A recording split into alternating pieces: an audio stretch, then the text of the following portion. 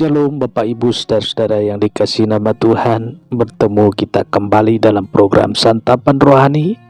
Kita baca kebenaran firman Tuhan, Efesus 4 ayat 29. Janganlah ada perkataan kotor keluar dari mulutmu, tetapi pakailah perkataan yang baik untuk membangun di mana perlu, supaya mereka yang mendengarnya beroleh kasih karunia.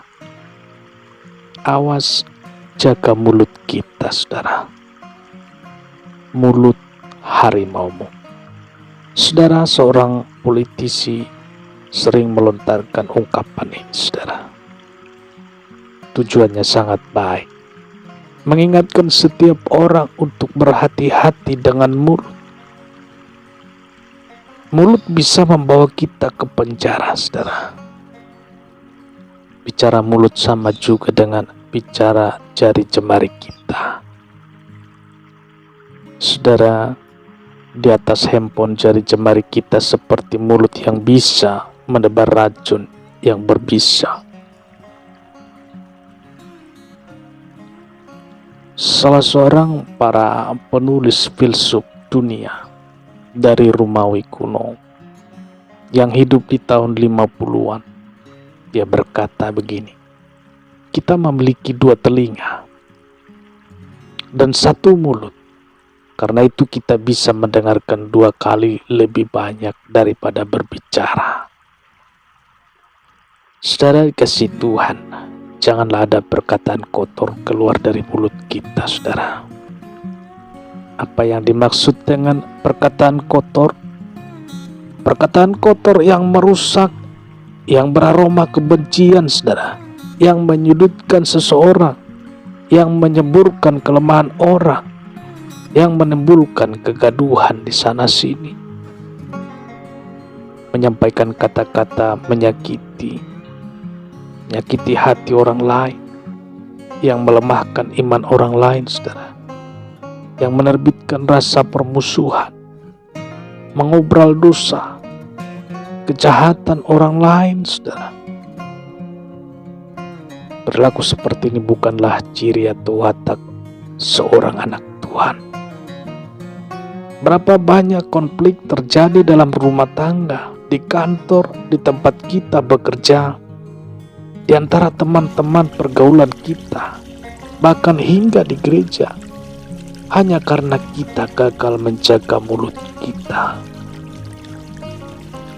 Apa yang disampaikan seorang filsuf tadi, filsuf Romawi, adalah fakta yang semestinya menjadi perenungan kita bersama, saudara.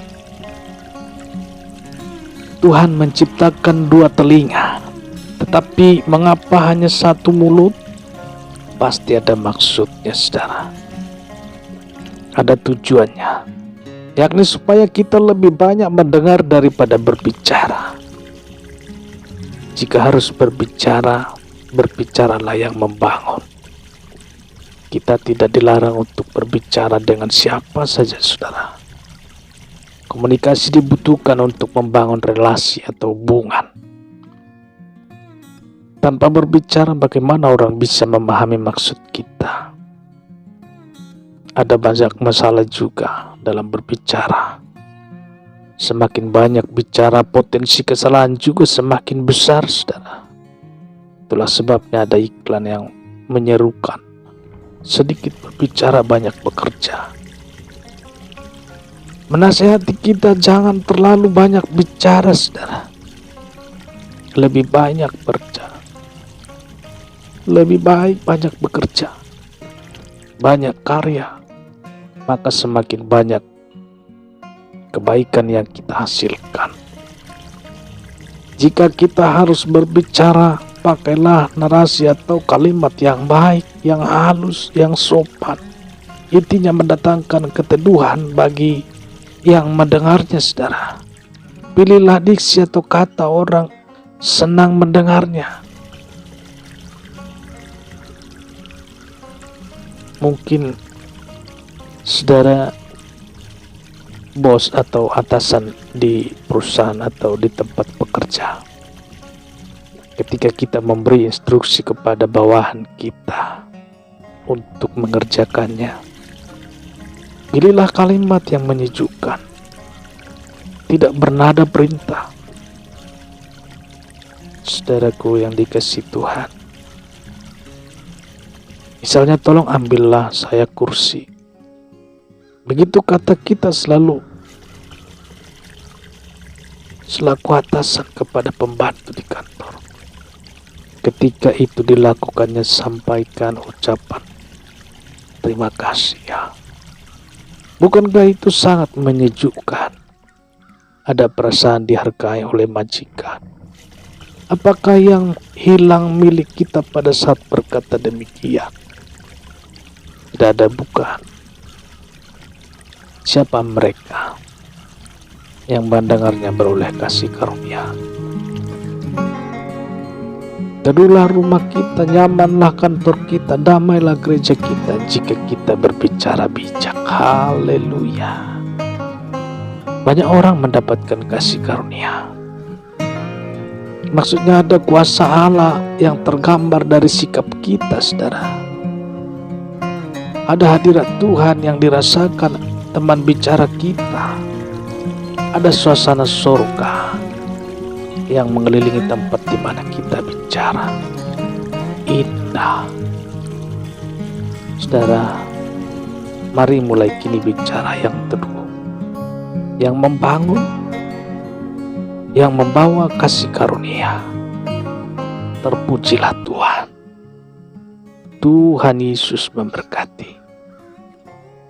Demikian renungan firman Tuhan untuk malam hari ini, pengantar tidur kita, saudara. Selamat beristirahat. Tetap jaga protokol kesehatan. Salam sehat, salam hebat. Bertemu kita kembali dalam program Santapan Rohani.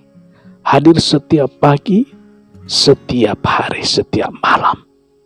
Apabila diberkati dengan renungan pada saat malam hari ini, saudara, silakan tekan tombol subscribe-nya, pilih ikon loncengnya. Dan apabila berkenan membagikan video ini kepada kerabat-kerabat teman kita supaya dapat diberkati. Terpujilah Tuhan pada saat hari ini, kekal untuk selama-lamanya. Amin.